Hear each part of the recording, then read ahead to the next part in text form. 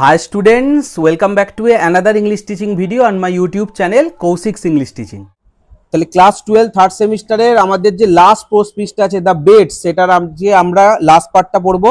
আগের দিন আমরা পার্ট 2 তে যেখানে শেষ করেছিলাম, বেট কিন্তু শুরু হয়ে গেছে 1870 সালে 14ই নভেম্বর 12টা থেকে বেট শুরু হয়েছে, যেটা 1885 সালে 14ই নভেম্বর 12টায় শেষ হবে। এবং আমরা দেখেছিলাম প্রথম বছর, দ্বিতীয় বছর, পঞ্চম বছর এক এক করে প্রতি বছরে কি কি চেঞ্জ হয়েছে। প্রথম বছরে সে ওয়াইন টব্যাকো কিছুই খায়নি, কিন্তু ফিফথ ইয়ারে আবার সে কিন্তু ওয়াইন চেয়েছিল। প্রথম দিকে সাধারণ বই পড়তো, পরে ক্লাসিক পড়া শুরু করলো, এবং সিক্সথ ইয়ারের পরে সে প্রচুর পরিমাণে বই পড়া শুরু করলো। 4 বছরে 600টা বই পড়েছিল, এবং সে 6টা নতুন ভাষাও শিখেছিল। সে চিঠি লিখেছিল, যদি আমার ভাষাগুলো ঠিক হয় গার্ডেনে তাহলে একটা গান শট করতে, যেটাতে 2টো গান শট আমাদের জেলার ব্যাংকার করেছিল। তারপরে ধর্মগ্রন্থ পড়তে শুরু করলো। লাস্ট 2 বছরে গিয়ে 14 আর 15 বছরে যা পেরেছে তাই বই পড়েছে, ঠিক আছে, সব মিক্স করে পড়েছে। এবং তারপরে আমরা দেখতে পেলাম ব্যাংকারের কিন্তু এখন অবস্থা খুব খারাপ, সে প্রায় দেউলিয়ার পথে গেছে। যখন বেটটা করেছিল তার প্রচুর টাকা ছিল, হিসেবের বাইরেও লক্ষ লক্ষ টাকা, কিন্তু এখন বলছে যে আমার টাকা বেশি আছে না ধার দেনা বেশি আছে। এখন সে কিন্তু ভাবছে যে ওই বেটটা না করলেই হতো, এবং এটাও দেখা যায় সে যদি 2 মিলিয়ন দিয়ে দেয় সে প্রায় দেউলিয়া হয়ে যাবে। তো তাই সে ঠিক করলো, লোকটাকে যদি মেরে ফেলতে পারি তাহলে আমাকে আর কোনো রকম টাকা দিতে হবে না। তাই সে ঝড়ের রাতে, বাইরে বৃষ্টি পড়ছে, সে কিন্তু বের হলো। বাইরে কিছুই দেখা যাচ্ছে না, প্রচুর ঠান্ডা, এবং সে যাও করে ওই অন্ধকারের মধ্যে হাতড়ে হাতড়ে সেই যে লজ, যেখানে হচ্ছে আমাদের ইয়ং লয়ার ছিল, যদিও এখন সে ইয়ং নেই, আরো 15 বছর হয়ে গিয়ে তার আগে ছিল 25, এখন 15 বছর হয়ে তার 40 বছর বয়স। সেখানে সে যাবে, এবং সে হচ্ছে আগে উঁকি মেরে দেখবে জানলা দিয়ে, 5 মিনিট ওয়েট করবে, দরজাটা খুলে 3 মিনিট ওয়েট করবে, ওখান দিয়ে দেখবে, কিন্তু দেখবে যে লোকটা একটুও নড়লো না। তখন সে ঠিক করলো এবার আমি ভেতরে যাব। তো তারপরে আজকে আমরা 127 পেজ থেকে পড়বো। দেখো 127 পাতায় একটা ওই পেন বা পেন্সিল রাখো, যেখানগুলো ইম্পর্টেন্ট বলবো মার্ক করবে। আর আবারও যে কথাটা বারবার বলি, পড়াতে পড়াতে তো এর মধ্যে সব কটা আন্ডারলাইন করা সম্ভব হয় না। টেক্সটটা ভালো করে পড়ো, তাহলেই হবে। এবং পরবর্তীতে এত বড় গল্প না রিভিশন করলেও যে নোটস দেবো এমসিকিউ এর পিডিএফ, সেগুলো অন্তত দেখে যেও, সেখান থেকে সব কমন পেয়ে যাবে। দেখো 127 পেজে, at the table a man unlike ordinary people was sitting motionless. টেবিলের মধ্যে বা টেবিলের উপর একটা মানুষ, যাকে সাধারণ দেখতে মনে হচ্ছিল না, সে কিন্তু একদম স্থিরভাবে বসেছিল।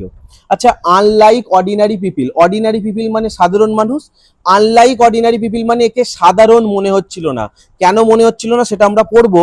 তো টেবিলের মধ্যে ওই সাধারণ না মনে হওয়া একটা মানুষ সিটিং মোশনলেস, মোশনলেস মানে গতিহীন, মোশন মানে গতি, মোশনলেস গতিহীন, একদম স্থির স্তব্ধ হয়ে চুপ করে বসেছিল। হি ওয়াজ এ স্কেলিটন, তাকে দেখতে লাগছিল একটা কঙ্কালের মতো। আন্ডারলাইন করো, 15 বছর ধরে ওই একটা ঘরে বন্দি থেকে সে হয়ে গেছে একটা স্কেলিটন, স্কেলিটন মানে কঙ্কাল। With the skin ড্রন tight over his bones, যেন চামড়াটা টেনে তার হাড়গুলোর ওপরে লাগানো আছে। দেখবে যারা খুব রোগা হয়, একদম সেই কঙ্কাল সার যাদের হাড় দেখা যায়, বলছি লোকটার অবস্থা যেন চামড়াটাকে টেনে কোথায় লাগানো আছে, দেখো skin ড্রন tight over his bones, হাড়ের ওপরে চামড়াটা টেনে লাগানো হয়েছে, একদম কঙ্কাল সার তার চেহারা। উইথ লং কার্লস, সব আন্ডারলাইন করে যাও, তার দীর্ঘ বড় ঝাঁকড়ানো চুল। কার্লস মানে হচ্ছে কোঁচকানো চুল, লং কার্লস মানে একদম ঘন কোঁকড়ানো চুল, 15 বছর ধরে চুল কাটেনে। লাইক এ ওম্যান্স, একটা মহিলার মতো, মেয়েদের যেরকম তারা বড় চুল হয়, ওই লোকটারও সেরকম বড় চুল হয়ে গেছে। অ্যান্ড স্যাগি বিয়ার্ড, এবং তার ঝাঁকড়ানো দাড়িও হয়ে গেছে। স্যাগি মানে ঝাঁকড়ানো, মানে একদম ভর্তি, মুখ ভর্তি তার দাড়ি হয়ে গেছে। তাহলে এখান থেকে কি দেখতে পেলাম, লোকটার অবস্থা কঙ্কালসার, যেন মনে হবে হাড়ের উপরে কেউ চামড়া টেনে লাগিয়েছে। তারপরে হচ্ছে লম্বা মেয়েদের মতো কোঁকড়ানো চুল হয়ে গেছে, ঝাঁকড়ানো দাড়ি হয়ে গেছে। হিজ ফেস ওয়াজ ইয়েলো, তার মুখটা হয়ে গেছে হলদেটে, আন্ডারলাইন করে যাও। With an earthy tint in it, তাতে যেন একটা পার্থিব আভা আছে। এবার দেখো এই আর্থি টিন্ট, আর্থ মানে এখানে মাটি হতে পারে, মাটির আভা আছে বলতে পারো, বা পার্থিব মানে কি, সোজা কথা বলতে চেয়েছে, দেখবে যে জিনিস আলো পায় না, কোনো গাছকে যদি আমরা সূর্যরশ্মি থেকে দূরে রাখি, যে ঘরেতে যখন ইতু ঠাকুর পাতা হয়, দেখবে যদি না আলো পায়, আলোর দিকে তো যায় বটেই, তার রংটা কিন্তু হলদেটে হয়ে যায়। কিন্তু ও 15 বছর ঘরের মধ্যে থাকার জন্য মুখটা তো একটা হলদেটে ভাব হয়ে গেছে। আর্থি টিন্ট, যাতে একটা মাটির আভা আছে, টিন্ট মানে হচ্ছে আভা। হিজ চিকস ওয়ার হলো, তার গালগুলোতে যেন গর্ত তৈরি হয়েছে। হলো মানে এমনিতে হয় ফাঁপা, কিন্তু এখানে হবে গর্ত, মানে কি মুখটা ঢুকে গেছে। His back long and narrow, তার পিঠটা হয়ে গেছে দীর্ঘ এবং হচ্ছে সরু, শীর্ণকায়, মানে আগে যে চেহারাটা ছিল পিঠটা এরকম ছিল, পিঠটা এখন একদম সরু হয়ে গেছে, ন্যারো, শীর্ণকায় বলতে পারো, রোগা।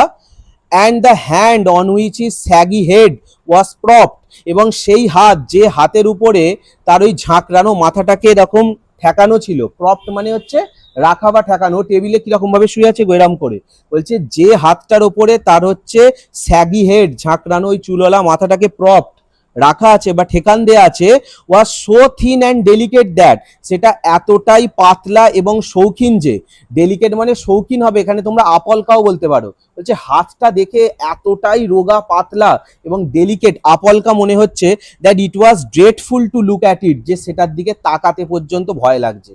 এবার দেখো আমাদের যে ব্যাংকার, সে তো একটা উদ্দেশ্য নিয়ে ওকে মারতে এসেছে, ওর অবস্থা দেখেও নিজের খারাপ লাগছে, বলছে যে হাতটার উপরে ভর দিয়ে শুয়ে আছে, এমনি তো চেহারাটা কঙ্কাল, হাতটা বলছে আপলকা, মানে ধরলে হয়তো ভেঙে যাবে, এতটাই পাতলা, এতটাই শৌখিন হয়ে গেছে যে দেখতে সেটা ড্রেডফুল, ভয়ঙ্কর লাগছে। His hair was already strict with silver, underline করো, তার চুলে ইতিমধ্যে কিন্তু রূপলি পাক ধরেছে। স্ট্রিক মানে রেখা, রূপলি রেখা এসেছে মানে কি, কিছু কিছু চুল সাদা হতে শুরু করেছে, বয়সের ছাপ, অবভিয়াসলি তার 40 হয়ে গেছে এবং ও এক ঘরে 15 বছর ধরে বন্দি। And seeing his emaciated aged looking face, এবং তার সেই প্রচন্ড ক্লান্ত বয়স্ক মুখটাকে দেখে, no one would have believe that, কেউ বিশ্বাস করবে না, হি ওয়াজ অনলি 40, লোকটার বয়স মাত্র 40, আন্ডারলাইন করো। এমাসিয়েটেড মানে প্রচন্ড দুর্বল, ক্লান্ত, এজেড লুকিং ফেস, লোকটার মুখটা বুড়োদের মতো হয়ে গেছে, 15 বছর আগে ছিল একদম ইয়ং, 15 বছর থেকে এখানে ওই ঘরের মধ্যে বন্দি থেকে, বলছে no one would have believe that he was only 40, কেউ বিশ্বাস করবে না লোকটার বয়স 40, মনে হবে যে ওর 50-60 এরকম বয়স হয়ে গেছে। হি ওয়াজ অ্যাসলিপ, লোকটা কি করছিল, ঘুমোচ্ছিল, এটা তোমাদের আগের দিন বলেছিলাম, পিছন থেকে দেখে মনে হচ্ছে টেবিলে বসে আছে, ও কিন্তু ঝুঁকে ঘুমোচ্ছে, এটা আমাদের ব্যাংকার যখন কাছে এসেছে বুঝতে পেরেছে, আর ওই জন্যই তো ওঠেনি, নাহলে তো উঠে এক্ষুনি চমকে যেত। In front of his bowed head, তার ওই নতমস্তকের সামনে, মানে মাথা নাবিয়ে আছে, ইন ফ্রন্ট অফ মানে সামনে, দেয়ার লে অন দ্য টেবিল, টেবিলের ওপরে কি ছিল, আন্ডারলাইন করো, এ শিট অফ পেপার, একটা কাগজের টুকরো, on which there was something written in fine handwriting, যেটার ওপর কিছু একটা লেখা ছিল সুন্দর হাতের লেখায়, এটাও আন্ডারলাইন করে রাখবে। তাহলে যেখানে শুয়ে আছে, সেই যে মাথা নাবিয়ে রেখেছে টেবিলে, সেখানে একটা শিট অফ পেপার, একটা কাগজের টুকরো, যেখানে কিছু একটা লেখা আছে, কি লেখা আছে সেটা আমরা পড়বো, কিন্তু সেটা ফাইন হ্যান্ড রাইটিং, খুব সুন্দর হাতের লেখায় লেখা আছে। নেক্সট প্যারাগ্রাফে চলে এসো। এটা হচ্ছে তোমাদের থার্ড সেমিস্টার মানে এইচএস ইয়ার, থার্ড সেমিস্টারের নাম্বার কিন্তু তোমাদের এইচএসের নাম্বার হিসাবে অ্যাড হবে, তাই থার্ড সেমিস্টারে তোমরা যত বেশি মার্কস তুলে রাখবে, ফোর্থ সেমিস্টারে যদি নাম্বারটা কমও হয় পার্সেন্টেজটা ঠিকঠাক এসে যাবে। তোমরা জানো ফোর্থ সেমিস্টার হচ্ছে সেকেন্ড সেমিস্টারের মতো ডেসক্রিপটিভ, যেখানে তোমাদের ব্রড কোয়েশ্চেন বা নোটস লিখতে হবে, আর এবছর পরীক্ষা কিন্তু নিজের স্কুল মানে হোম সেন্টারে হবে না, বাইরের স্কুলে গিয়ে পরীক্ষা দিয়ে আসতে হবে, যেমনটা তোমরা মাধ্যমিকের সময় দিতে। থার্ড সেমিস্টারের অনলাইন ক্লাস কিন্তু ইতিমধ্যে শুরু হয়ে গেছে, যেখানে শুধুমাত্র এমসিকিউ নয়, তার পাশাপাশি গ্রামার এবং আনসিনেরও প্র্যাকটিস সেট করানো হয়। দেখবে যেগুলো তোমাদের প্রোজ আছে সেগুলো পড়ে নিলেই এমসিকিউ হয়ে যাবে, কিন্তু পোয়েট্রির এমসিকিউগুলো ডিটেলসে না আলোচনা করলে হবে না, যেখানে হচ্ছে লিটারারি টার্মস, ইনার মিনিং আছে। এবং অনলাইন ক্লাসে তোমাদের 5 মার্কস যে টেক্সচুয়াল গ্রামার আসবে, তার সাথে সাথে আনসিন থেকেও কিন্তু 5 মার্কসের ভোকাবুলারি এবং গ্রামার আসবে, সেগুলোও প্র্যাকটিস করানো হচ্ছে। তাই তোমরা যদি অনলাইন ক্লাস করতে চাও, উপরে যে নাম্বার দেওয়া আছে সেই নাম্বারে হোয়াটসঅ্যাপ বা কল করতে পারো, অনলাইন ক্লাসের সমস্ত ডিটেলস জানিয়ে দেওয়া হবে। পুয়ার ক্রিয়েচার, বেচারা প্রাণী, থট দ্য ব্যাংকার, ব্যাংকার ভাবলো, এখানে পুয়ার মানে গরিব নয়, বেচারা, আর ক্রিয়েচার মানে জীব বা জন্তু হয়, বলছে বেচারা প্রাণী, হায় রে, ব্যাংকার মারতে এসেছিল ওকে, কিন্তু ওর অবস্থা দেখে নিজেই করুণা বা দয়া করছে, যে কি অবস্থা এর। হি ইজ অ্যাসলিপ, ও ঘুমোচ্ছে, and most likely dreaming of the millions, আর খুব সম্ভবত লক্ষ টাকার স্বপ্ন দেখছে। এটা ব্যাংকারের মনে হচ্ছে, কিন্তু আসলে আমাদের লয়ার লক্ষ টাকার স্বপ্ন দেখেনি, আমরা পরে পড়লে বুঝতে পারবো। বলছে most likely dreaming of the millions, ও সম্ভবত লক্ষ লক্ষ টাকার স্বপ্ন দেখছে, যে কাল সকাল হলেই 12টা বাজলেই আমি বেড জিতে যাব, 2 মিলিয়ন্স পাবো। And I have only to take this half dead man, আর আমাকে কি করতে হবে, এই আধমরা লোকটাকে খালি, হাফ ডেড, দেখো লোকটার অবস্থা দেখে ব্যাংকার বলছে একে মারতে আমাকে বেশি বেগ পেতে হবে না, এ তো ইতিমধ্যেই আধমরা হয়ে গেছে, হাফ ডেড। কি করব, throw him on the bed, okay just ওই টেবিলেও শুয়ে আছে, ওকে খালি ওখান থেকে বিছানায় ছুঁড়ে ফেলবো, মানে যদি চাগিয়ে ধরে এরকম তারা করে ফেলে, throw him on the bed, বিছানায় ফেলে stifle him little with a pillow, একটা বালিশ দিয়ে খালি ওর শ্বাসরোধ করে দেবো। স্টাইফেল মানে হচ্ছে শ্বাসরোধ করা, আর পিলো মানে তোমরা জানো বালিশ, তাহলে stifle him a little with the pillow, মানে বলতে চাইছি একে মারতে আমাকে বেশি কসরত করতে হবে না, এমনিতেই আধমরা, খালি ধরে একে বিছানায় ফেলবো, কারণ বিছানায় না ফেললেও তো মুখে করে শুয়ে আছে, শ্বাসরোধ কি করে করবে, বিছানায় ফেলে বালিশ দিয়েও শ্বাসরোধ করে দেবো। অ্যান্ড দ্য মোস্ট কনসেনসিয়াস এক্সপার্ট, এবং সব থেকে বিবেকবান বা বিচার বুদ্ধি সম্পন্ন মানুষেরাও, এক্সপার্ট মানে কি হচ্ছে বিশেষজ্ঞরা, বিবেকবান বা বিচার যার মধ্যে আছে, বিবেকবান বা বিচার বুদ্ধি সম্পন্ন যেসব এক্সপার্ট লোকেরা, বিশেষজ্ঞরাও would find no sign of a violent death, তারা কোনো রকম হিংস্র মৃত্যুর চিহ্ন খুঁজে পাবে না। সোজা কথা, একে যে এইরকম ভাবে যদি মেরে চলে যায়, কোনো যারা কনসেনসিয়াস এক্সপার্ট আছে, কনসেনসিয়ান এক্সপার্ট মানে বললাম যাদের মধ্যে বিচার বুদ্ধি আছে, বিবেক আছে, সেরকম যে বিশেষজ্ঞরা, মানে সোজা কথা, যদি মৃত্যুর পরে ধরো পুলিশ কেস হলো, তখনকার দিনে পোস্টমর্টেম ছিল কিনা আমি জানি না, যে সময় গল্পটা লেখা হয়েছে, মানে সোজা কথা, কোনো যদি এই সিআইডি সিবিআই গোয়েন্দারাও আসে, বিচার বুদ্ধি সম্পন্ন লোকেরাও would find no sign of a violent death, এটা হিংস্র মৃত্যু বলতে পারবে না, দেখে মনে হবে ও সাধারণভাবেই মরে গেছে, ওর যা চেহারার অবস্থা। But let us first read what he has written here, কিন্তু তার আগে চলো পড়ে দেখি সে কি লিখেছে। বলছে মারবো তো পরে, আগে কি লিখেছে চিঠিটা বা লেখাটা পড়ি। The banker took the page from the table, banker এরপর কি করলো, টেবিল থেকে সেই পেজটা নিল, অ্যান্ড রিড অ্যাজ ফলোস, এবং যেটা লেখা আছে সেটা পড়তে লাগলো। দেখো এরপরে যা যা কিছু আমরা পড়বো সেটা কিন্তু ওই কাগজে লেখা ছিল। কি লেখা ছিল, খুব ইম্পর্টেন্ট, গল্পের একদম সব যে মেন অংশটা সেটা এখানেই দেয়া আছে। Tomorrow at 12 o'clock I regain my freedom, আগামীকাল 12টার সময় আমি পুনরায় আমার স্বাধীনতা লাভ করব। রিগেন মানে পুনরায় লাভ করা, তাহলে কাল 12টা বাজলেই আমি আমার স্বাধীনতা লাভ করব। বেড কমপ্লিট, 15 বছর complete. And the right to associate with other men, এবং আমি অধিকার পাবো অন্যান্য মানুষ বা লোকেদের সাথে মেশার। অ্যাসোসিয়েট মানে হচ্ছে মেলামেশা করা, যেটা 15 বছর ধরে ওর বন্ধ আছে, কালকে বেলা 12টাতেই আমি সেই অধিকারটা পেয়ে যাব। But before I leave this room, কিন্তু এই ঘরটা ছেড়ে যাওয়ার আগে, লিভ মানে ছেড়ে যাওয়া, অ্যান্ড সি দ্য সানশাইন, সূর্যের রোদ দেখার আগে, কাল 12টায় এই ঘর ছেড়ে যাওয়ার আগে এবং সূর্যের রোদ দেখার আগে, ও তো 15 বছর ধরে রোদ কি জিনিস দেখেনি, হয়তো জানলা দিয়ে দেখেছে, কিন্তু এবারে সে বাইরে বেরোবে, সেটার আগে I think it necessary to say a few words to you, আমি মনে করি এটা খুবই প্রয়োজনীয় আপনাকে কিছু কথা বলার। নেসেসারি মানে যেন তোমরা প্রয়োজনীয়, বলছে আমি তো কাল চলে যাব, তার আগে আমি মনে করছি এটা খুব necessary to say few words to you, few words মানে কিছু শব্দ, আপনাকে কিছু কথা, আমার মনের কথা আমি বলে যেতে চাই বা জানাতে চাই। With a clear conscience I tell you, একদম পরিষ্কার বিবেকের সাথে আমি আপনাকে বলছি। কনসাইন্স মানে হচ্ছে বিবেক, মানে ভাববেন না যে আমি নেশার ঘরে বলছি বা কোনো আবেগে বলছি।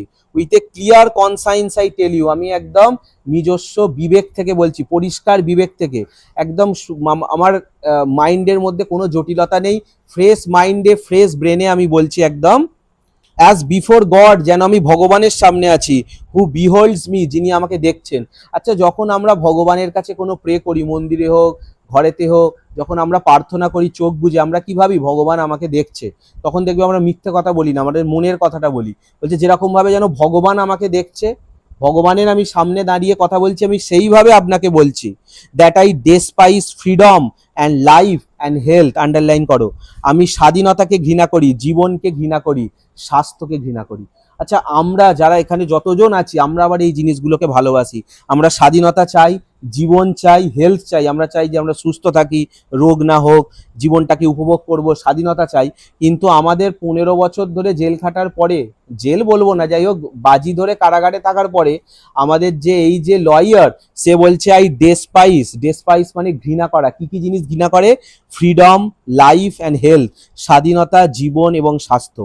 And all that in your books is called the good things of the world, এবং তোমাদের বইয়েতে পৃথিবীর যে জিনিসগুলোকে ভালো জিনিস বলা হয়, আমি সবগুলোকে ঘৃণা করি। তাহলে দেখো, বই পড়ার পরে এই মানুষটা পুরো বদলে গেছে। কি করে বদলালো আরো আস্তে আস্তে পড়বো।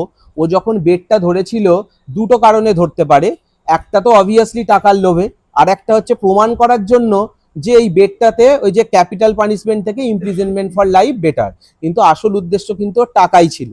কিন্তু এখন দেখো সেই যে মানুষটা পুরো বদলে গেছে, এবার বোঝা যাচ্ছে যেটা আমরা সবাই চাই, বলছে আমি ওটাকে ঘৃণা করি। শুধু তাই নয়, all that in your books is called the good things of the world. তোমাদের বইয়েতে পৃথিবীর যে জিনিসগুলোকে ভালো বলা আছে সেগুলোকে সব ঘৃণা করি। কোন কোন জিনিসকে ভালো বলা হয় আমাদের কাছে? দেখবে এই যে সুখ, সমৃদ্ধি, স্বাস্থ্য, টাকা পয়সা, আনন্দ করে বাঁচবো, বলছে যেগুলোকে তোমরা ভালো বলো আমি সেগুলোকে সব ঘৃণা করি। কেন এগুলো বলছে আস্তে আস্তে পড়বো। নেক্সট প্যারাগ্রাফে চলে এসো।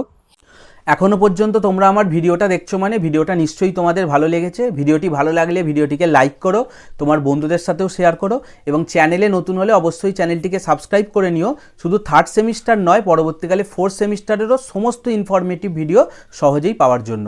আর কমেন্টে তোমরা তোমাদের নাম এবং ঠিকানাটাও লিখে দিও, তাহলে আমি জানতে পারবো ওয়েস্ট বেঙ্গলের কোন জেলা বা কোন গ্রাম থেকে আমার স্টুডেন্টসরা আমার ভিডিওগুলো দেখছে। ফর 15 ইয়ার্স, 15 বছর ধরে I have been intently studying earthly life, আমি খুব আগ্রহের সাথে পড়াশোনা করেছি এই পার্থিব জীবন নিয়ে।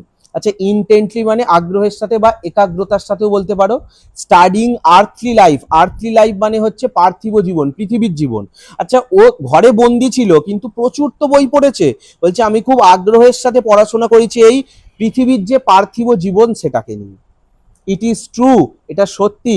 I have not seen the earth নর মেন, আমি পৃথিবীকেও দেখিনি, তার কোনো মানুষকেও দেখিনি। বলছে এটা সত্যি, হ্যাঁ 15 বছর আমি এই ঘরের বাইরে যাইনি, কোনো মানুষ, পৃথিবীর কোনো অংশকেও আমি দেখতে পাইনি। বাট ইন ইউর বুকস, কিন্তু তোমাদের ওই বইয়েতে, আই হ্যাভ ড্রাঙ্ক ফ্রেগেন্ট ওয়াইন, আমি সুগন্ধি মদ পান করেছি। ফ্রেগেন্ট মানে হচ্ছে সুগন্ধি। এই মদটা কিন্তু ওই ঘরে বসে যে মদ তাকে দেয়া হতো সেটা নয়।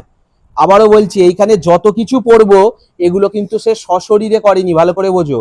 বই পড়ে কল্পনার জগতে করেছে। বলছে তোমার ওই বই থেকে বা তোমাদের ওই বই থেকে, আই হ্যাভ ড্রাঙ্ক ফ্রেগেন্ট ওয়াইন, ফ্রেগেন্ট মানে সুগন্ধি, দামি দামি যে ওয়াইন মদ হয় তাতে আবার হচ্ছে সুগন্ধি থাকে। বলছে আমি সেই সুগন্ধি ওয়াইন বা মদ পান করেছি। আর কি করেছি দেখো, আই হ্যাভ সাং সংস, আমি গান গেয়েছি। গান গেয়েছি মানে এই নয় যে ওই ঘরে বন্দি থেকে যে গান গেয়েছে। হয়তো দেখো এমন একটা বই পড়েছে যে বইয়েতে কেউ সিঙ্গার হতে চেয়েছিল, পরে সে খুব ভালো বড় গায়ক হয়েছে। ওই বইটা পড়ে ওর যে রিয়েলাইজেশন হয়েছে যে আমি যেন গান গেয়েছি। এই সবকটাই কিন্তু সশরীরে নয়, কল্পনায়, বই পড়ে তার অভিজ্ঞতা হয়েছে। আই হ্যাভ হান্টেড স্ট্যাগস, আমি পুরুষ হরিণ শিকার করেছি। স্ট্যাগ মানে হচ্ছে পুরুষ হরিণ। আচ্ছা, তোমরা পড়েছিলে সম্ভবত ক্লাস 10-এ my own true family, I was looking for a stag. বলছে আমি পুরুষ হরিণ শিকার করেছি। And wild boars in the forest, জঙ্গলের বুনো শুয়োরকে শিকার করেছি। ওয়াইল্ড বোর্স মানে হচ্ছে কিন্তু বুনো শুয়োর। আচ্ছা, ও কি এই ঘর থেকে বেরিয়েছে যে ও জঙ্গলে গিয়ে শিকার করবে? করেনি। তার মানে ও হয়তো কোনো অ্যাডভেঞ্চারাস নভেল পড়েছে যেখানে নায়ক হয়তো কোনো জায়গায় শিকারে গেছিল, ও বইটা পড়ে ওটা ফিল করছে। আর কি বলছে, হ্যাভ লাভড উইমেন, আমি মহিলাদের ভালোবেসেছি। এই ঘরে 15 বছরও বন্দি ছিল, কোনো মেয়ে এখানে আসেই নে, কিন্তু বলছে আমি মহিলাদেরকে ভালোবেসেছি। তার মানে কি, কোনো রোম্যান্টিক নভেল পড়েছে যেখানে দেখছে প্রেমিক প্রেমিকার যে প্রেম সেইটা পড়েও নিজেকে সেই জায়গায় বসিয়েছে। তারপরে বলছে দেখো, have visited me at night, তারা রাত্রিবেলা আমার কাছে এই ঘরেতে এসেছিল। And have whispered in my ears, তারা আমার কানে ফিসফিস করে বলেছে। হুইসপার মানে হচ্ছে ফিসফিস করে বলা। কি বলেছে? ওয়ান্ডারফুল টেলস, চমৎকার সব গল্প। That have set my brain in a whirl, whirl মানে ঘুরপাক খাওয়া। সেই সব গল্প শুনে আমার মস্তিষ্ক বা মাথা ঘুরে গেছে। আবারও বলছি, এগুলো কিন্তু সবটাই ওই বই পড়ে বইয়ের কল্পনায়। আমি তোমাদের একটা ক্লাসিক এক্সাম্পল দিই। সবাই কম বেশি বিভূতিভূষণ বন্দ্যোপাধ্যায়ের চাঁদের পাহাড় পড়েছো, বা যদি না পড়ে থাকো পড়বে। এরকম তারা উপন্যাস বাংলায় আর লেখা হবে বলে মনে হয় না। তো বিভূতিভূষণ বন্দ্যোপাধ্যায়ের চাঁদের পাহাড় যে পড়বে, তখনই দেখবে আমরা নিজেকে কিন্তু শঙ্কর ভাবতে শুরু করব। একটা গ্রামের ছেলে মাধ্যমিক পাস করেছে, কি কাজ করবে ভাবছে।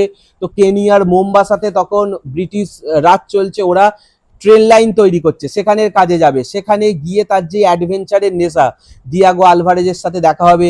মাউন্টেন অফ দ্য মুন, চাঁদের পাহাড় টপকে ওই দিকে গিয়ে যেখানে হচ্ছে হিরে পাওয়া যায় সোনার খোঁজে, সেখানে সে যাবে এবং অবশেষে কিভাবে সে অ্যাডভেঞ্চার করে ফিরবে, এটাই হচ্ছে গল্পটার বিষয়বস্তু।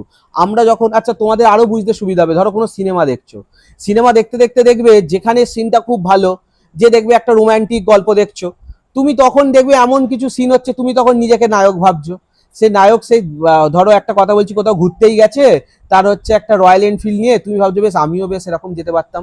তার মানে কি, ও কিন্তু সেইগুলো নিজের লাইফে করেনি, ও বইটা পড়ে সেগুলো ফিল করছে যে আমি হয়তো ওগুলো করছি। বোঝাতে পারলাম ব্যাপারটা? বলছে বইয়ের মাধ্যমে, আবারও বলছি এটা সশরীরে নয়, তার কল্পনায়, বই পড়ে তার যে অভিজ্ঞতা হয়েছে সেটা। ইন ইয়োর বুকস, তোমাদের বইয়েতেই, I have climb to the peaks of Elbrus and Mont Blanc, underline করো, আমি এলব্রুজ এবং মন্ট ব্ল্যাঙ্কের চূড়ায় উঠেছি।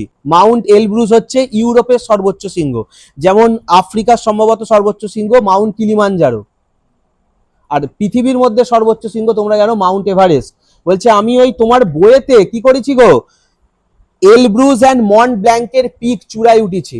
আচ্ছা, এলব্রুজ তো বললাম সাউথার্ন রাশিয়া, মানে রাশিয়ার দক্ষিণ দিকে ককেশিয়াস পর্বতমালায় অবস্থিত ইউরোপের সর্বোচ্চ শৃঙ্গ।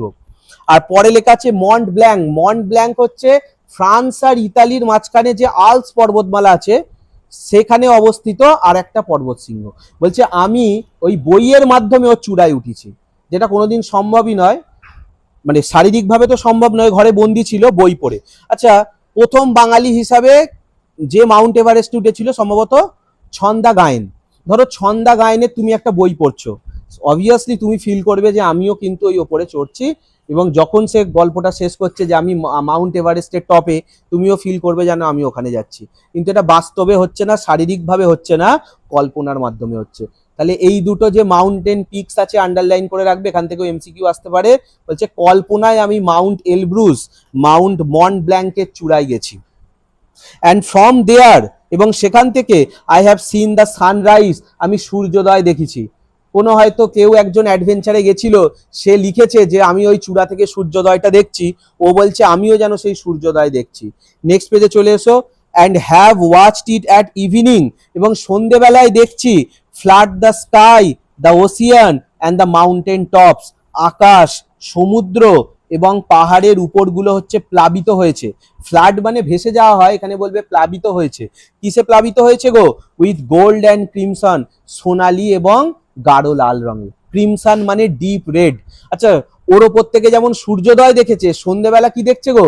সূর্যাস্ত দেখতে পাচ্ছি উপর থেকে, পুরো আকাশ, স্কাই, ওসিয়ান, সমুদ্র এবং মাউন্টেন টপস, পাহাড়ের যে চূড়াগুলো আছে পুরো গোল্ড অ্যান্ড ক্রিমসন, সূর্যাস্তের সময় যেরকম রংটা হয় সোনালি এবং হচ্ছে গাঢ় লাল বা অরেঞ্জ কালারের যেটা হয়ে যায়, বলছে আমি সেটা দেখেছি। আই হ্যাভ ওয়াচ ফ্রম দেয়ার, আমি সেখান থেকে দেখেছি the lightning of flashing over my head, আমার মাথার ওপরে বিদ্যুতের ঝলকানি।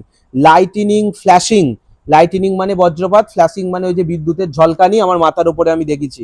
আর কি দেখেছি? অ্যান্ড ক্লিভিং দ্য স্টর্ম ক্লাউডস, এবং যে ঝোড়ো মেঘ সেগুলোকে দুই ভাগে ভাগ হয়ে যেতে দেখেছি। ক্লিভিং মানে দুভাগে ভাগ হওয়া, স্টর্ম ক্লাউডস মানে ঝোড়ো মেঘ, ঝোড়ো মেঘ দুভাগে ভাগ হচ্ছে আমি ওই পাহাড়ের চূড়া থেকে দেখেছি। আর কি কি জিনিস আমি দেখেছি? I have seen green forest, আমি সবুজ জঙ্গল দেখেছি। ফিল্ডস, মাঠ দেখেছি। রিভার্স, নদী দেখেছি। লেকস, হ্রদ দেখেছি। টাউন, শহর দেখেছি। যে কথা বারবার বলছি, আবারও বলছি, এগুলো কিন্তু ফিজিক্যালি গিয়ে দেখতে পারিনি, শারীরিকভাবে সম্ভব নয়। ও 15 বছর একটা ঘরে বন্দি ছিল, এগুলো কল্পনায় দেখেছে, বই পড়ে দেখেছে, বইয়ের মাধ্যমে দেখেছে। ও বইয়েতে যেসব লেখক বা কবিদের গল্প বা কবিতা সে পড়েছে সেগুলোর মধ্যে দিয়ে এগুলোকে সে দর্শন করেছে। I have heard the singing of the sirens, আমি সাইরেন্সের গান শুনেছি। তোমাদের ইউলিসেস পড়ানোর সময় নিশ্চয়ই বলেছিলাম, ওডিসিয়াস যখন যুদ্ধ করে ফিরছে মনে আছে, সাইরেনদের গান শুনে সম্ভবত সেই জলে ঝাঁপ দিত। সাইরেন্স হচ্ছে ওই গ্রিক বা রোমান মাইথোলজিতে এমন একটা প্রাণী, অর্ধেকটা হচ্ছে একটা সুন্দরী নারী আর অর্ধেকটা হচ্ছে মাছের মতো, ঠিক আছে, ওই যে জলপরি টাইপের যেরকম বলে, এরা খুব মিষ্টি গান গায়, এবং এদের গান শুনে নাকি জলে ঝাঁপ দেয়, এবং জাহাজটা যদি ওই দিকে যায় এরা পাথুরে দ্বীপেতে থাকে, তখন জাহাজ ওখানে ধাক্কা খেয়ে ডুবে যায়। বলছে আমি সাইরেনের গান শুনেছি। And the strains of the shepherds pipes, রাখাল বালকের বাঁশির সুর শুনেছি। প্রত্যেকটা থেকে কিন্তু প্রশ্ন আসবে, মানে কোনটা ছেড়ে কোনটা আন্ডারলাইন করতে বলবো এরকম সম্ভব নয়, ভালো করে মনে রাখো। স্ট্রেন মানে হচ্ছে সুর, শেপার্ডস হচ্ছে রাখাল বালক, এখানে পাইপ মানে হবে হচ্ছে বাঁশি। I have touch the wings of comely devils, আমি সুন্দর সব দানবের ডানাকে স্পর্শ করেছি। কমলি মানে সুন্দর, আর ডেভিলস মানে তো শয়তান হয়, এখানে হবে দানব। তাহলে খুব বিশাল আকারের কোনো দানব, বলছে আমি তার ডানাটাকে স্পর্শ করেছি। ভাষা দেখো খালি, who flew down to converse with me of God, যে উড়ে আমার কাছে এসেছিল ভগবানকে নিয়ে আলোচনা করবে বলে। সব কিন্তু ওই সাহিত্য পড়ে, বই পড়ে এগুলো সে উপলব্ধি করেছে। তারপরে কি বলছে দেখো, ইন ইয়োর বুকস, তোমাদের ওই বইয়েতে, I have flung myself into the bottomless pit, আমি নিজেকে নিক্ষেপ করেছি অতল স্পর্শী খাদে। আচ্ছা, ফ্লাং মানে হচ্ছে ছুঁড়ে ফেলা, নিক্ষেপ করা। কোথায়? বটমলেস পিট, অতল স্পর্শী খাদ। অতল স্পর্শী মানে যার কোনো তল নেই, পিট মানে খাদ, মানে ওই পাতকো টাইপের ভাবো, কুয়ো।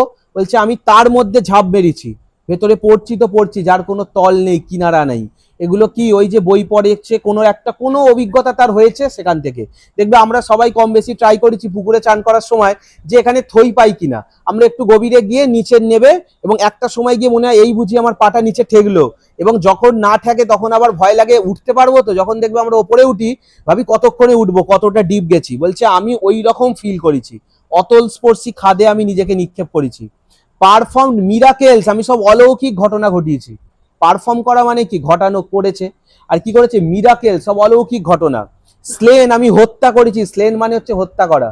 ছিল ঘরে 15 বছর ধরে বন্দি, বলছে আমি হত্যা করেছি। তার মানে কোনো যুদ্ধ কাহিনী পড়েছে, সেই যুদ্ধতে দেখতে পাচ্ছে নায়ক গিয়ে হত্যা করছে। ভাবো না, ওখানে বসে সেই ইউলিসেস পড়েছে বা ওডিসিয়াস পড়েছে, সে দেখতে পাচ্ছে সে ট্রয়ের যুদ্ধ করছে, ও ফিল করছে আমি হত্যা করছি। দেখো তারপরেই লেখা আছে বার্ন টাউন্স। কেন ইউলিসেসের কথা বললাম? বলছে আমি শহর পুড়িয়েছি। তার মানে ধরো ট্রয়ের গল্পটা পড়েছে, মানে আমাদের যে ওডিসিয়াস যেটা আছে, যেখানে হচ্ছে ওডিসিয়াস বা ইউলিসেস লড়াই করতে গিয়ে মনে আছে ট্রয় যে নগরী সেটাকে পুড়িয়ে দিয়েছিল। বলছে আমি শহর পুড়িয়েছি। প্রিচ নিউ রিলিজিয়ান্স, আমি নতুন নতুন ধর্ম প্রচার করেছি। প্রিচড মানে হচ্ছে প্রচার করা, রিলিজিয়ান্স তো যেন ধর্ম। কনকোয়ার্ড হোল কিংডমস, আমি সমগ্র রাজত্ব দখল করেছি বা জয় করেছি। কনকোয়ার্ড করা মানে হচ্ছে জয় করা, হোল কিংডমস মানে সমগ্র রাজত্ব। সব কিছু করেছে কিন্তু তার কল্পনায়। এই যে সব কথা থেকে দেখবে তোমাদের অপশানগুলো এরকম আসবে, কোনো অপশানটা দেখবে একটা ঠিক, বাকিগুলো ভুল, তুমি দেখে নেবে আচ্ছা এইটা। আবার এরকম তারা দেবে প্রত্যেকটাতেই ঠিক থাকবে, দিয়ে অল অফ দিস থাকতে পারে, বা একটা অপশান বাদ, বোথ এ অ্যান্ড সি বা বোথ বি অ্যান্ড এ, এরকম তারা থাকতে পারে। তাহলে এই জিনিসগুলো কিন্তু সে করেছে, মনে রাখবে। এই যে এখানে যেগুলো পড়লাম, আমি নিজেকে অতল স্পর্শী খাদে নিক্ষেপ করেছি, মিরাকেলস পারফর্ম করেছি, হত্যা করেছি, শহর পুড়িয়েছি, ধর্ম প্রচার করেছি, এবং সমগ্র রাজত্বকে জয় করেছি। নেক্সট প্যারাগ্রাফে চলে এসো। এগুলো সব ওই চিঠিতে লেখা, ঠিক আছে? ব্যাংকার পড়ছে, your books have given me wisdom, তোমাদের ওই বইগুলো আমাকে জ্ঞান দিয়েছে। এইটাই হচ্ছে সব থেকে বড় কথা। এর আগে আমাদের এই যে লয়ার, এ ছিল অজ্ঞানী ব্যক্তি, এর এরকম জ্ঞান ছিল না, ছিল হয়তো সাধারণ জ্ঞান, কিন্তু এত পরিমাণে বই পড়েছে, সব থেকে বড় কথা ধর্মগ্রন্থ পড়েছে। বলছে your books have given me wisdom, তোমার বা তোমাদের ওই যে বই, সেই বই আমাকে জ্ঞান দিয়েছে। All that the unresting thought of man, সমস্ত মানুষের যে বিশ্রামহীন বা অস্থির চিন্তা ভাবনা। আনরেস্টিং মানে এমনি হয় বিশ্রামহীন, এখানে তোমরা বলতে পারো অস্থির। থট মানে চিন্তা ভাবনা। Has created in the ages, যেটা যুগ যুগ ধরে ক্রিয়েট হয়েছে, সৃষ্টি হয়েছে বা তৈরি হয়েছে। আচ্ছা, আমি তোমাদের একটা কথা বলেছিলাম, দেখবে কবি হওয়া সোজা ব্যাপার নয়। তোমাদের একটা গল্পও বলেছিলাম, রবীন্দ্রনাথ ঠাকুর কবিতা লিখতে পারছেন না বলে কার্তিক মাসের রাতেতে যে সময় করে কালী পুজো হয়, খালি গায়ে ছাদেতে গিয়ে ওই যে ফিলটা নিচ্ছেন, ঠান্ডা লাগবে লাগুক, তারপরে কবিতা লিখবো। তাহলে এই যে জিনিয়াস মানুষরা হয়, এদের চিন্তা ভাবনা কেরম হয় গো? আনরেস্টিং থট। এদের মাথা সবসময় কিসে ভর্তি থাকে? এই যে বিশ্রামহীন অস্থির চিন্তা ভাবনায়। বলছে সেই সব মানুষের যে unresting thought has created in the ages, যেটা যুগ যুগ মানে ধরে তৈরি হয়েছে। শেক্সপিয়ারও যেটা লিখেছেন বা আমাদের রবি ঠাকুর যেটা লিখেছেন, যদিও শেক্সপিয়ারের সাথে রবি ঠাকুরের প্রায় 200-250 বছরের গ্যাপ, কিন্তু যুগে যুগে যা কিছু ওই অস্থির চিন্তা ভাবনা জিনিয়াসদের মাথায় এসেছে, is compressed into a small compass in my brain, সেটা আমার মস্তিষ্কের একটা ছোট্ট জায়গায় এসে দখল করেছে। কম্প্রেসড মানে এমনি সংকুচিত হয়, তো কোথায় সংকুচিত হয়েছে? Into a small compass in my brain. এখানে কম্পাস মানে কিন্তু দিক নির্ণয় যন্ত্র নয়, ব্রেনের একটা অংশ। বলছে আমি ওদের মতো জিনিয়াস না হতে পারি বা বড় কবি না হতে পারি, তাহলেও কি হবে, সেই সব যে অস্থির চিন্তা ভাবনা মানুষের ছিল, সেগুলো আমার মস্তিষ্কে নিশ্চয়ই কোনো একটা জায়গায় কম্প্রেসড হয়েছে, সংকুচিত হয়ে একটা অল্প অংশে কম্পাসে পরিণত হয়েছে। I know that I am wiser than all of you, আমি এটা জানি আমি তোমাদের সবার থেকে বেশি জ্ঞানী। দেখো ওয়াইজের কম্পারেটিভ ফর্ম ইউজ করা হয়েছে, ওয়াইজার, তোমরা যা জানো, তোমরা যতটুকু জ্ঞানী, আমি এটুকু নিশ্চিত যে আমি তোমাদের থেকে বেশি জ্ঞানী। অবভিয়াসলি বেশি জ্ঞানী হবে, এত বই পড়েছে তাই। তোমরাও যদি বই পড়া শুরু করো, তোমরাও অবভিয়াসলি জ্ঞানী হবে, কারণ এর থেকে মানে বেশি তথ্য কোথাও দেয়া থাকে না। যা মানে জ্ঞান এর ভান্ডার একটা বই মানে একটা থাকে। তুমি একটা যে কোনো টাইপের বই পড়ো, দেখবে তাই থেকে কিছু না কিছু শিখতে পারবে। আমরা তো এখন বই পড়া তুলেই দিয়েছি। তারপরে তিনি আবার বলছেন, অ্যান্ড আই ডেসপাইস ইউর বুকস। এবার বোঝো, বলছে তোমাদের ওই বইগুলোকেও আমি ঘৃণা করি। ডেসপাইস মানে ঘৃণা করা। লেখা আছে দেখো, I despise wisdom and the blessing of this world. আমি ঘৃণা করি জ্ঞান, এই পৃথিবীর যেসব আশীর্বাদ সেগুলোকে। এর পেছনেও লজিক আছে। উইজডম হচ্ছে জ্ঞান, blessing of this world, blessing মানে আশীর্বাদ, বলছে এগুলোকেও আমি ঘৃণা করি। It is all worthless, underline করো কেন ঘৃণা করে, বলছে এগুলো সব মূল্যহীন। ওর্থলেস মানে মূল্যহীন। ফ্লিটিং, ফ্লিটিং মানে ক্ষণস্থায়ী, আজ আছে কাল থাকবে না। ইলিউজারি, ইলিউজারি মানে হচ্ছে মোহমায়াযুক্ত। অ্যান্ড ডিসিপটিভ, ডিসিপটিভ মানে প্রতারণামূলক। আবার প্রত্যেকটার মানে বলছি। ওর্থলেস মানে হচ্ছে মূল্যহীন, ফ্লিটিং মানে ক্ষণস্থায়ী, আজ আছে কাল থাকবে না, ইলিউজারি মানে হচ্ছে মোহমায়া, আর ডিসিপটিভ মানে প্রতারণামূলক। এরা আমাদের সাথে প্রতারণা করে। কার মতো? লাইকে মিরেজ, আন্ডারলাইন করো। মিরেজ মানে হচ্ছে ওই যে কি বলে, মরিচিকা। বলছে এগুলো সব হচ্ছে মিরেজের মতো, মানে মরিচিকার মতো। তোমরা ওই ভৌতবিজ্ঞানে আলোর চ্যাপ্টারে পড়েছিলে, সেই যে মরুভূমিতে যখন প্রচন্ড, এমনিও তো মরুভূমি খুব গরমই, ওই তাপের জন্য দূরে যেখানটা অংশটায় একটা জায়গায় যে কম্পমান হয়, দেখে মনে হয় যে ওখানে জল আছে, যেটার জন্য পথিক সেদিকে যায়, লোভেতে জল পাবো, এবং এইটাতেই আস্তে আস্তে আস্তে আস্তে যত দূর যাবে দেখবে জল নেই, আবার যাবে আবার যাবে, এবং অবশেষে মারা যায়। মরুভূমির কথা বাদ দাও, এই যে গরমকালে এখন মে জুন মাসে তোমরা যদি দেখবে ওপেন ফাঁকা রোডে দেখতে পাও, বিশেষ করে পিচের রাস্তায় দেখা যায়, দূরটা দেখলে মনে হয় যে কাঁপে ওখানটা। তার মানে প্রচন্ড গরমের জন্য ওই যে গরমে হাওয়াটার যে মানে এটা তাপটা বেশি হয়ে গেছে, এবং আমাদের চোখ অত দূর দেখতে পায় না। কিসের জন্য বেশ হয়? অভ্যন্তরীণ পূর্ণ প্রতিফলন সম্ভবত। তো যাই হোক, বলছে এই সব কিছুই এইরকম তারা। এবার তোমাদের একটা কথা বলি, কেন এই কথাটা বলছে। জীবনেও একটা জিনিস শিখেছি, যে তুমি যা কিছুই অর্জন করো না কেন, একদিন মরতে হবেই। এই টাকা পয়সা, সুখ সমৃদ্ধি, সম্পত্তি কিচ্ছু থাকবে না। পৃথিবীর একমাত্র বাস্তব সত্য হচ্ছে মৃত্যু। তো একদিন মরতেই হবে, তো তাহলে এগুলো নিয়ে আর কি লাভ? এবার তোমরা বলবে, বা ইভেন আমিও বলবো, মরতে তো একদিন হবে, তো তাহলে ইউলিসেসের মতো জীবনটাকে এনজয় করি। এই লোকটা আবার ফিল করেছে যে টাকাটাও জীবনে কিচ্ছু নয়। টাকা টাকা নিয়েও কি করব? সুখ সমৃদ্ধি সম্পত্তি সব থাকবে, এগুলো হচ্ছে ক্ষণস্থায়ী, অর্থহীন, মোহমায়াযুক্ত, প্রতারণামূলক, সব একদিন চলে যাবে। দেখো তারপরে তিনি বলছেন, ইউ মে বি প্রাউড, তুমি খুব অহংকারী হতে পারো, ওয়াইজ, জ্ঞানী হতে পারো, অ্যান্ড ফাইন, চমৎকার হতে পারো, but death will wipe you off the face of the earth, কিন্তু মৃত্যু তোমাকে এই পৃথিবীর মুখ থেকে একদম মুছে দেবে। তুমি যেই পৃথিবীর মুখেতে ছিলে, মানে পৃথিবীর মধ্যে বাস করতে, একদিন মৃত্যু নামক এমন একটা জিনিস আসবে, ওয়াইপ ইউ অফ, ওয়াইপ মানে মুছে দেয়া, তোমাকে পুরো মুছে দেবে। তুমি যত বড় ট্যালেন্টেডই হোক, তোমার অহংকার থাকুক, ওয়াইজ, তুমি জ্ঞানী হও, একদিন সবাইকে চলে যেতে হবে। এবং দেখো এটাকে তিনি কিসের সাথে তুলনা করছেন? As though you are no more than mice, যেন তুমি ইঁদুরের থেকে বড় কিছু নয়। মাইস হচ্ছে ইঁদুর। বারোইং আন্ডার দ্য ফ্লোর, যে কি করে গো, মেঝের নিচে বা মাটির নিচে বাসা করে থাকে। বারোইং মানে খনন করা, বারোইং আন্ডার দ্য ফ্লোর মানে মেঝের বা মাটির নিচে যে গর্ত করে থাকা ইঁদুর, একটা মানুষকে বলছে তুমি তার মতো হয়ে যাবে, তোমার কিচ্ছু থাকবে না। তুমি ভাবো না, এই তো রবীন্দ্রনাথ ঠাকুর, রবি ঠাকুর এত সুন্দর কবিতা লিখতেন, অমর হতে পেরেছেন, চলে গেছেন। মাইকেল জ্যাকসনের নাকি খুব বাঁচার ইচ্ছা ছিল, জানো তো, সব সময় হাতে গ্লাভস পরে থাকতো, কাঁটা চামচ ছাড়া খেত না। বাড়িতে যারা হচ্ছে ওর মানে কাজের লোক ছিল, তাদেরকেও রীতিমতো মানে স্যানিটাইজ করে খাবার সার্ভ করাতো, খুব রেস্ট্রিকশনে থাকতো, বডিকে কভার করে। 51 বছর সম্ভবত বেঁচেছিলেন। মানে ওনার ইচ্ছা ছিল আমি 100 বছরেরও বেশি বাঁচবো, আমি এত সুপারস্টার। এবং মাইকেল জ্যাকসনের যে ক্রেজ বলে, সেটা মানে আজকের দিনে ফিল করা যাবে না। আজকে সোশ্যাল মিডিয়া আছে, লোকের প্রোগ্রামে এরকম ভিড় হয়, বলে মাইকেল জ্যাকসন যেখানে প্রোগ্রাম করতে গেছিল আজ থেকে 50, 60, 70 বছর আগে, আজকের দিনে যদি অরিজিৎ সিং যেখানে যায় যেরকম তারা হবে, তার 5 গুণ লোক চলে যেত। সোশ্যাল মিডিয়া ছাড়া ওরকম তারা ক্রেজিনেস, ওরকম তারা মাইকেল জ্যাকসনের মতো ক্রেজি ফ্যান, এবং তার যে ওই ওয়ার্ল্ড ওয়াইড যে মানে ফেম, ওরা যেটাকে বলতে পারো, কারোর ছিল না। আজকে এই যে ধরো এই পড়াচ্ছি বলে তোমরা মনে রেখেছো বা মনে মনে গাল পাচ্ছ, কখন থামবে, ফালতু বকছে। বেঁচে আছি বলে তবু পড়াচ্ছি, যতদিন মনে রাখবে। মরে গেলে বলবে ও এইখানে একটা স্যার পড়াতো, ফালতু বকতো, এরা ছবি টাঙানো আছে, মরে গেছে চলে গেছে। যতদিন পড়াচ্ছি তবু একটুখানি লোক মনে রেখেছে, মরে গেলে আস্তে আস্তে সব চলে যাবে, আর কেউ মনে রাখবে না। আচ্ছা, মনে রাখলে ভালো, সেটাই আমি খুব খুশি হব। কিন্তু আর দেখতে তো পারবো না, মরে তো যাবো, যাই হোক মনে রাখলেই হবে। ঠিক আছে। আর এই প্রসঙ্গে আরেকটা কথা বলে রাখি, এইটা মনে রাখো, মানুষ মরে যায় কিন্তু তার কর্মটা থেকে যায়। আমরা বিখ্যাত মানুষকে কেন মনে রাখি? নেতাজি সুভাষচন্দ্র বসুকে এখনো কেন মনে রাখি? ওনার কাজের জন্য। এই রবি ঠাকুরের কথা কেন বলছি? উনি যা লিখে গেছেন সেটার জন্য। লিওনার্দো দা ভিঞ্চিকে কেন মনে করব? ওনার যে স্থাপত্য ভাস্কর্য, যা পেন্টিং উনি করেছেন সেই জন্য। তাহলে এমন কিছু কাজ করে যেতে হবে যাতে তোমাকে লোক স্মরণ করে। অ্যান্ড ইওর পস্টারিটি, এবং তোমার বংশ। পস্টারিটি মানে বংশ। তো মানুষ কি হয়? মানুষ হচ্ছে সমাজবদ্ধ জীব। বিয়েটা করে তার হচ্ছে নেক্সট জেনারেশন, যেটার কথা বলেছে, তা তোমার যে বংশ, ইওর হিস্ট্রি, তোমার যে ইতিহাস। দেখবে এক একটা ফ্যামিলির খুব ইতিহাস থাকে, যেরকম জমিদার বাড়ি। এসব কি হবে গো? আস্তে আস্তে সব চলে যাবে।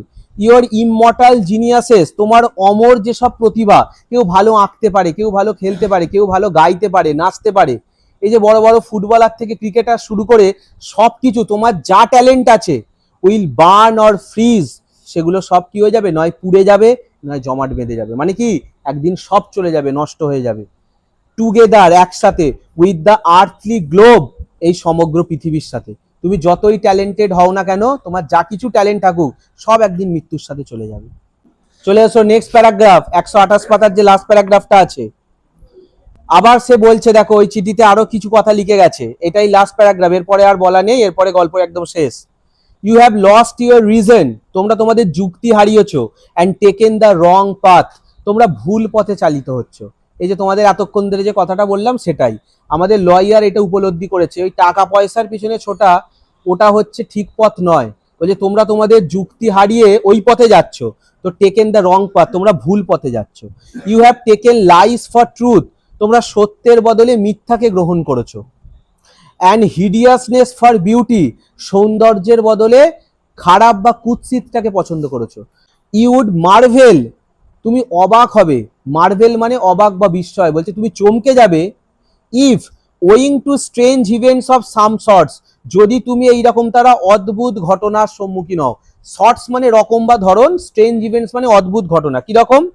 Frogs and Lizaad suddenly গ্রিউ on Apple and orange trees instead of fruit, যদি আপেল এবং কমলা লেবু গাছে ফলের বদলে ব্যাঙ এবং টিকটিকি বড় হতে শুরু করে।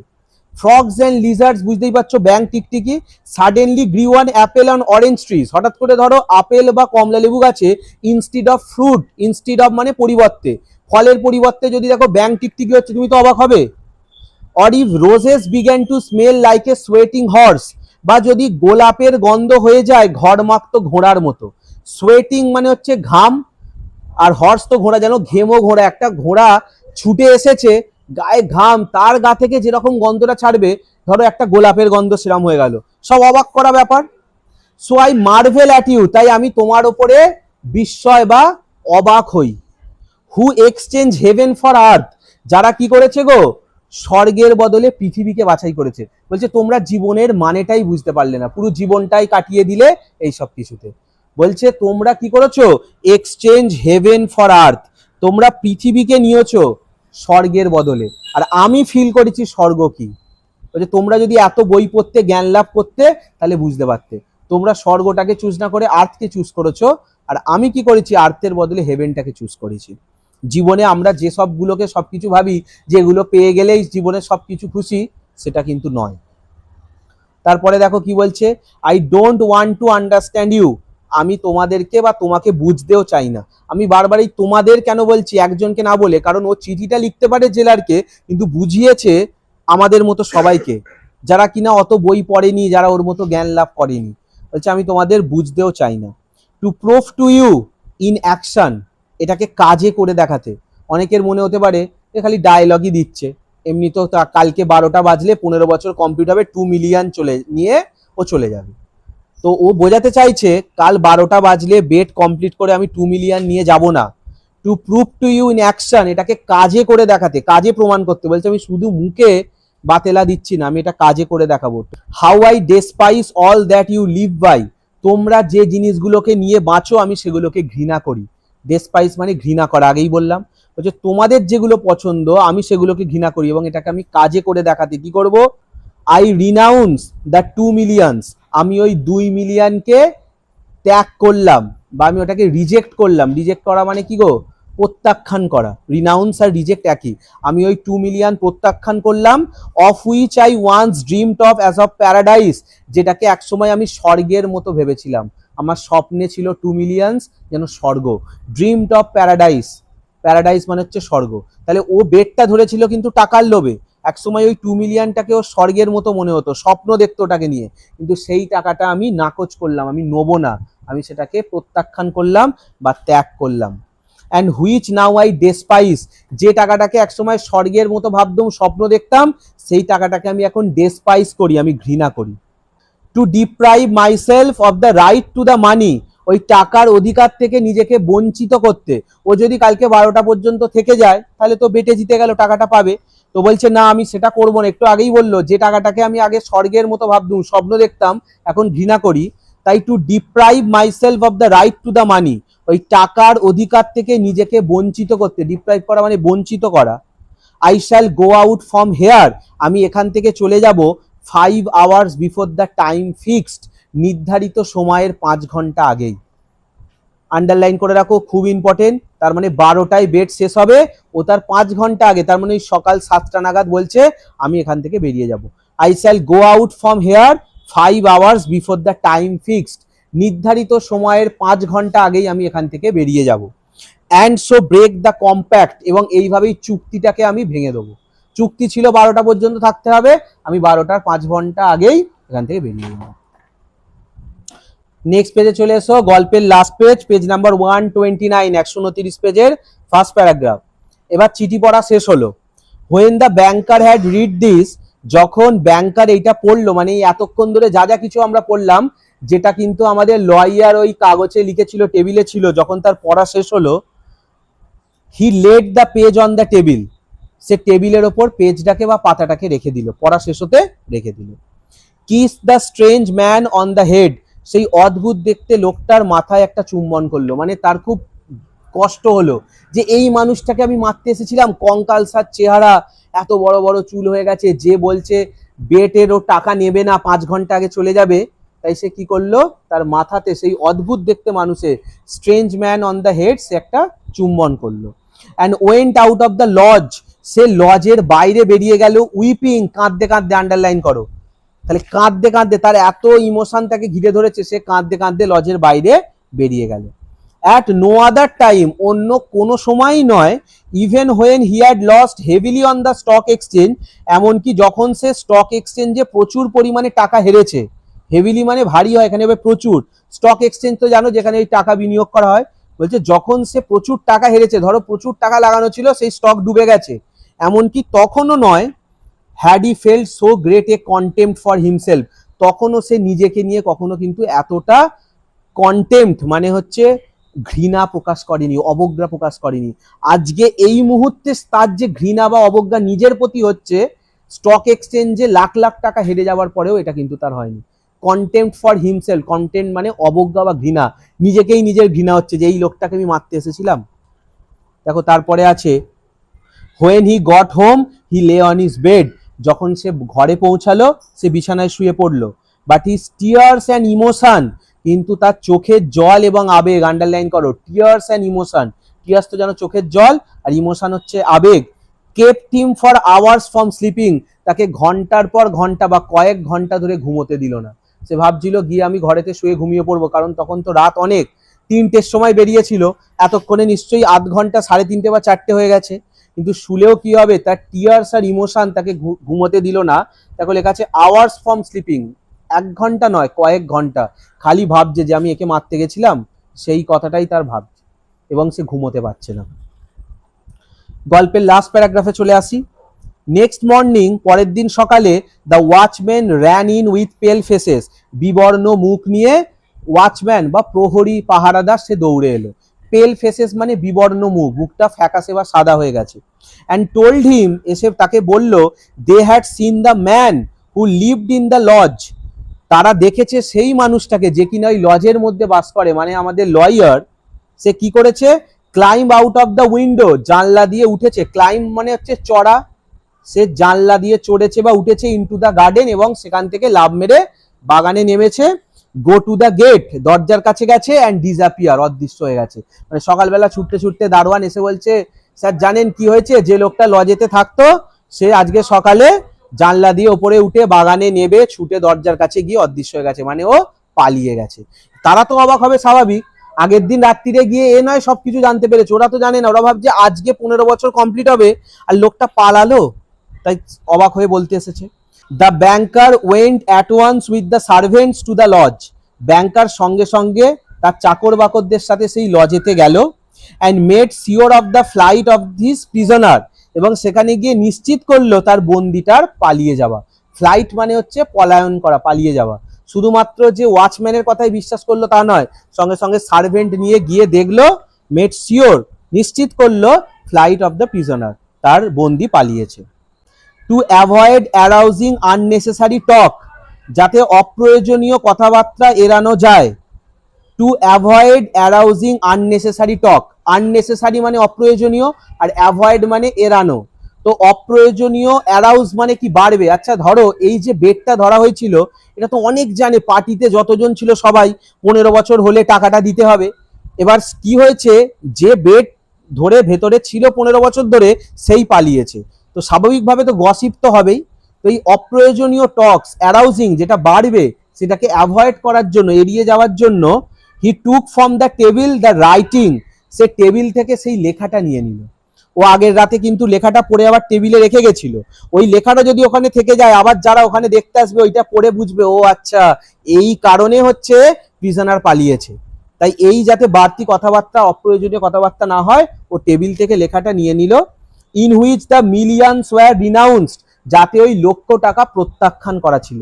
রিনাউন্স মানে প্রত্যাখ্যান করা, ও তো আগের রাতেই পড়ে নিয়েছে, তো কাগজটা তুলে নিল, এবং ওই কাগজে পরিষ্কার শেষের দিকে লেখা ছিল, আমি এটা প্রমাণ করার জন্য 5 ঘন্টা আগে এখান থেকে বেরিয়ে যাব, আমি ওই 2 মিলিয়ন নেবো না, আমি ওটাকে প্রত্যাখ্যান করলাম। তারপরে কি হলো, and when he got home, যখন সে ঘরে এলো, locked it up in the fire proof safe, সেই অগ্নি নিরোধক যে সিন্দুক আছে তার মধ্যে সেটাকে লক করে দিল।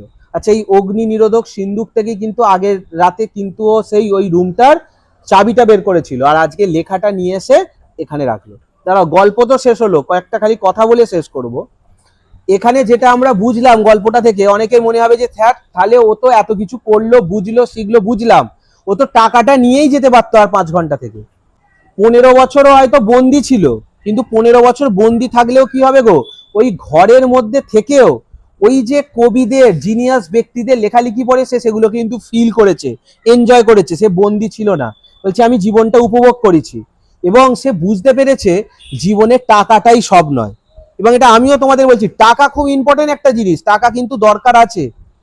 তোমার ধরো এমন বাড়ির কারো ফ্যামিলির ধরো শরীর খারাপ, তুমি সরকারি জায়গায় নিয়ে যাও, চিকিৎসা হতে হতে সে মরে যাবে, কিন্তু তোমার প্রচুর টাকা আছে, তুমি টাকার জোরে একটা ভালো জায়গায় নিয়ে চলে গেলে।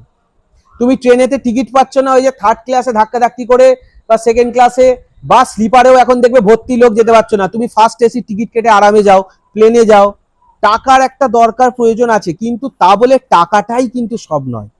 ও যদি টাকাটাই জীবনে সব বুঝতো, তো 5 ঘন্টা ওয়েট করে টাকাটা নিয়েই যেতে পারতো। ও কি বুঝতে পারলো লাইফে, যে আমি এখানে থেকেও যা আমি ফিল করেছি, আমি যা জ্ঞান আরোহণ করেছি, আমি যা অনুভব করেছি, ওই 2 মিলিয়ন আমার কাছে ট্রাইফেল।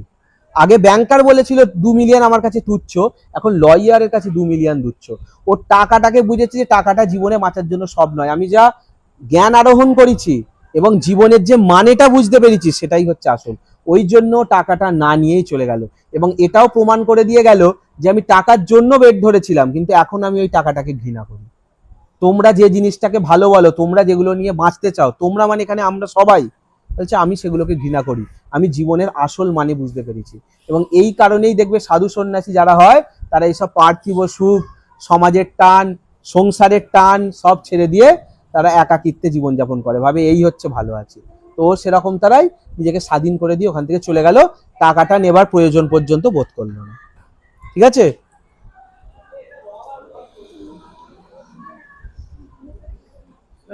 ভিডিওটা শেষ পর্যন্ত দেখার জন্য অসংখ্য ধন্যবাদ। যদি ভিডিওটা ভালো লাগে অবশ্যই একটা লাইক করো, চ্যানেলে নতুন হলে চ্যানেলটা সাবস্ক্রাইব করে দিও, এবং কমেন্টে জানিও ভিডিওটা কেমন লাগলো। তো আজকের ভিডিওটা এতটাই ছিল, তোমাদের সাথে দেখা হচ্ছে পরের একটি ভিডিওতে। ততক্ষণের জন্য সকলে ভালো থেকো, সুস্থ থেকো। Thanks for watching and good bye.